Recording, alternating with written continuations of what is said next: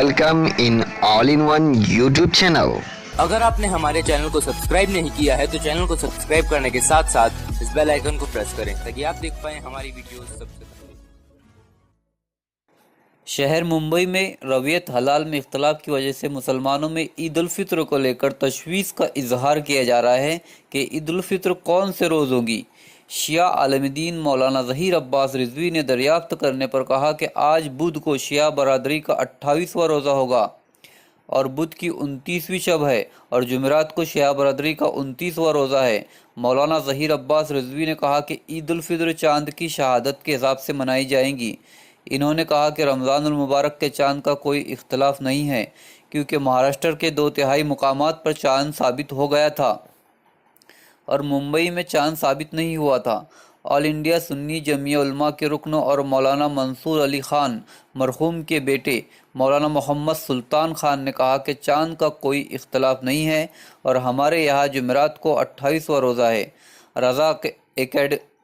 رضا academy کے general secretary الحاج محمد سعید نوری نے کہا کہ زمانہ قدیم سے شریعت محمدیہ صلی اللہ علیہ وسلم کے حساب سے چاند دیکھ کر رمضان المبارک کا آغاز ہوتا آیا ہے اور چاند دیکھ کر عید الفطر منائی جاتی رہی ہے۔ اس بار بھی کوئی اختلاف نہیں ہے۔ اگر 29ویں شب کو چاند دکھائی دیا تو سنیچر کو عید الفطر ہوگی اور اگر چاند نظر نہیں آیا تو اتوار کو عید الفطر منائی جائے گی۔ انہوں نے کہا کہ اس معاملے کو خواہ ایک مسئلہ بنایا جا رہا ہے۔ دارالعلوم امدادیہ کے مفتی سعید الرحمان نے کہا کہ پورے ملک میں اصول کے مطابق جہاں جہاں لوگوں نے چاند دیکھا اور شریعت کے مطابق گواہی دی وہاں جمعرات کو پہلا روزہ رکھا گیا اور خود میں نے بھی جمعرات کو پہلا روزہ رکھا تھا۔ انہوں نے کہا کہ پورے ملک کا مسئلہ ایک تصور کیا جاتا ہے، لہذا شواہد قبول کرنے میں کوئی حرج نہیں۔ دیوبند میں بھی جمعرات کو ہی پہلا روزہ رکھا گیا تھا۔ اس کے علاوہ پٹنہ سے بھی چاند دیکھنے جانے کی شواہد ملی تھی۔ خود ممبئی کے آس پاس کے علاقے کے لوگوں نے بھی چاند دیکھا تھا اور انہوں نے شواہد دی تھی، مگر حیرت اس بات کی ہے کہ ان کی شہادت کو نظر انداز کر دیا گیا۔ انہوں نے کہا کہ آج ٹیکنالوجی کا زمانہ ہے اور بڑے سے بڑا کاروبار موبائل کے توسط سے ہو رہا ہے، تو پھر چاند کے معاملے میں کوتاہی کیوں؟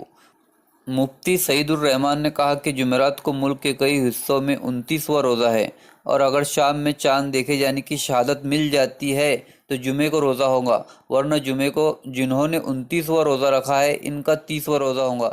اہل حدیث رویت حلال کمیٹی کے ذمہ دار اور مرکزی جمعیت اہل ہند کے امیر مولانا اصغر علی امام مہدی سلفی نے کہا کہ ہر خاص عام کو چاند دیکھنے کی کوشش کرنی چاہیے اور چاند کی رویت کے لیے اہتمام بھی کرنا چاہیے۔ اس کے علاوہ چاند دیکھنے کے بعد چاند دیکھنے والا از خود اعلان نہ کرے اور نہ ہی کسی سے اس کا تذکرہ کرے بلکہ مقامی ذمہ داران کو اس کی اطلاع دے۔ شہر کے اہل حدیث برادری کا بھی جمعرات کو 29واں روزہ ہوگا۔